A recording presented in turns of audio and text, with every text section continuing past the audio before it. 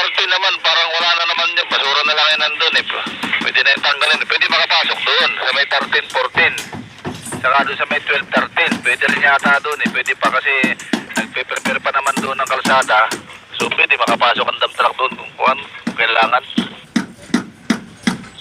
Talagang kailangan din dyan eh. Nandun si Kim ngayon eh. Di ba nandun si Kim? Ba't nandun si Kim? Saan? Diyan sa may 10 to 40 na yan. Hindi ko alam. Mayroong atang ito si Purman ata. Pinabakpila na yung nilagay kahapon na tubo.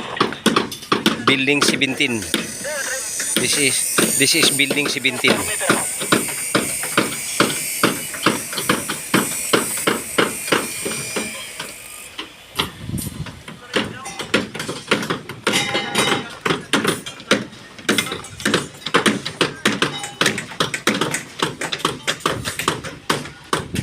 Sa building 10, kaya kong kunin to. Sula na to, kaya kong kunin to. 10-14 kaya din yung safe kasi makakapasok man doon ng dump truck.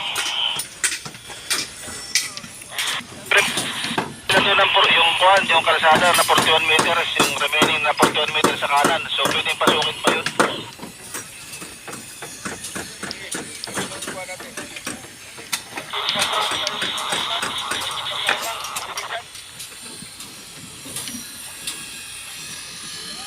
Siguro yung mga tubo, kung may mga maiksing tubo dyan, pagtatanggalin na din ba kung kuwan?